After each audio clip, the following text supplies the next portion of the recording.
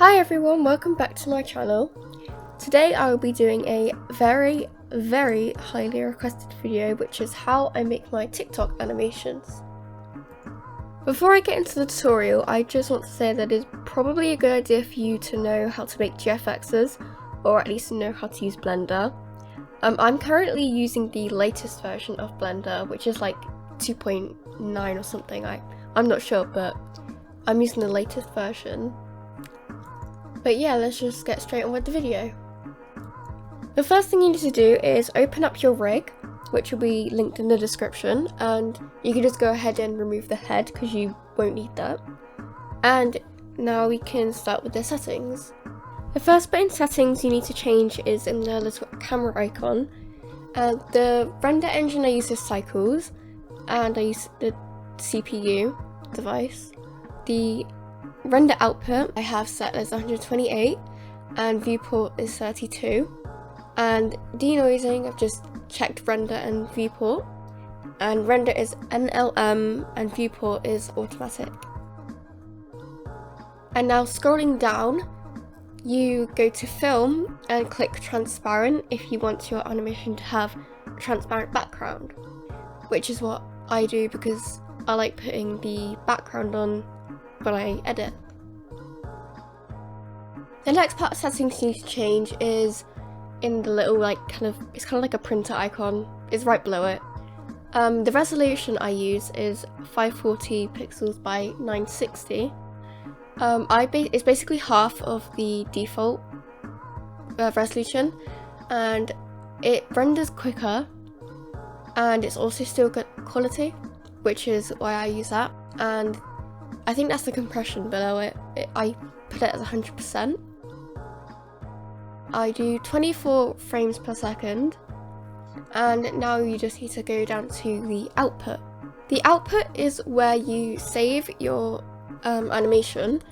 So here I have it set as PNG, and right below it the color is RGBA, which is very important if you do want your background to be transparent, because this is what makes it transparent.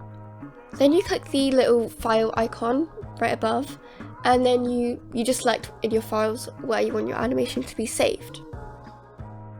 The last thing to do is to add a HDRI, so go to the little red icon, click new, click the color and change it to environment texture, and then you just open your HDRI from there. Now that we've done the settings, we can now start animating. And to do this, you need to add a camera and also the video background that you're going to follow from. To add a camera, you need to go down to add and then just click camera. And to view the camera, you just click the 0 button on your keyboard. And to move it around, you use shift, and there's a couple buttons. I'll put a picture on here. And to move around, you just use WASD on your keyboard. To add a video to the background, you need to go back to add, then go up to empty and go down to image.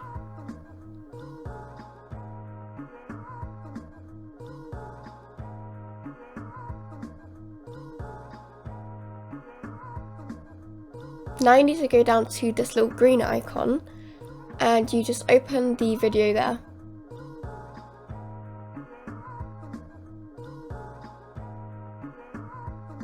And you also need to set how many frames of the video you want. So if you want all the frames, it should just put loads, put it to 1,000.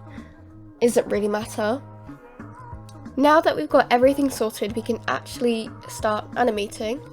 And so up here I've got an animation that I've already started. It's just, it's just a dance. I've done the first 100-ish frames. So I'm just gonna show you what I've done so far.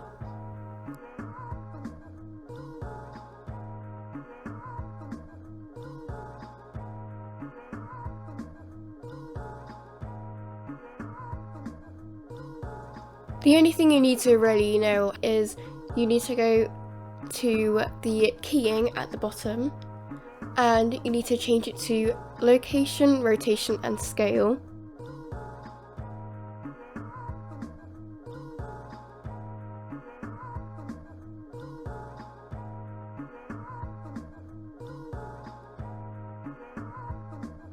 This is so that every time you move a part of the rig, you click I on your keyboard, which will set the keyframe. The actual animating part is now basically up to you. You just kind of follow it along with the video. This is why I said it would be good if you knew how to make GFXs and stuff and like knew how to use a rig, but I will give you some tips. I've seen a lot of people do animations where they haven't used the kind of body part of the rig, so they've basically left the actual rig where it is. They kind of just move the arms and the legs and like the top of the body, which is fine, but if you want it to be more realistic and a lot more smooth, I would definitely recommend using that. So, you know, like moving it around and, you know, turning it and stuff. That would definitely help. And if you can kind of like follow the video exactly how it is, and the more precise you do it, the more frames you use, the smoother the animation will be. Once you've completed animating the body, you want to see where your end frame is, and you want to put that number into where it says end.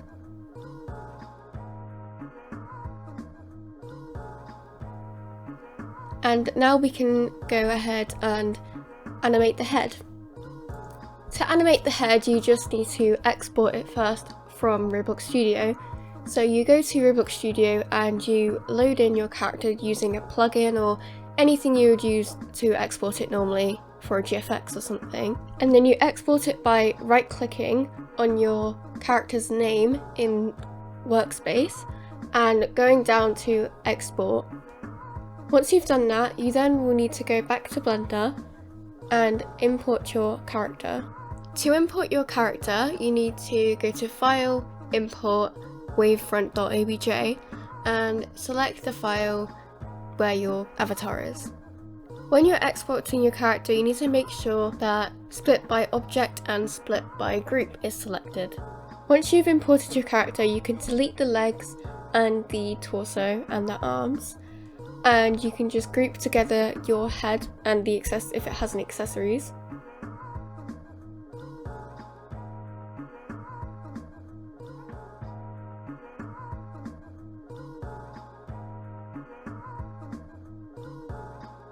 Then you go ahead and animate that too. It's literally the same thing.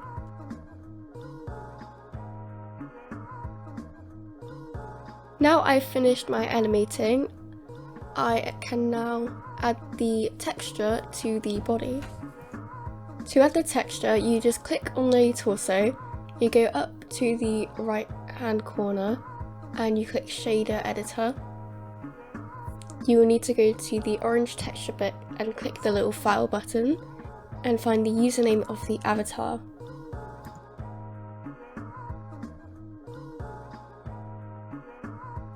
Now you've finished your animation, you can go ahead and render it. I actually render mine in Eevee first, just to make sure that nothing needs adjusting or changing, and then I go ahead and render it in cycles if everything is okay. And that's basically everything when it comes to the animating part. I will show you how I edit mine.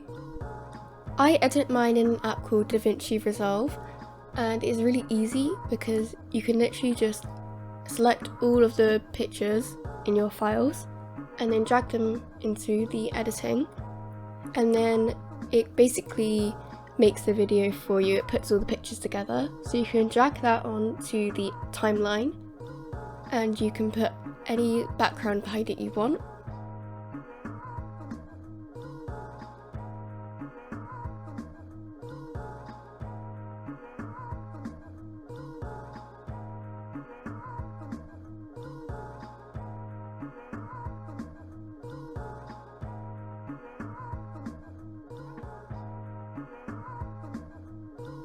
And that's how I make my animations. If you have any questions, then just leave them in the comments. I'll be more than happy to answer any. But yeah, thank you so much for watching, and I'll see you in my next video. Bye!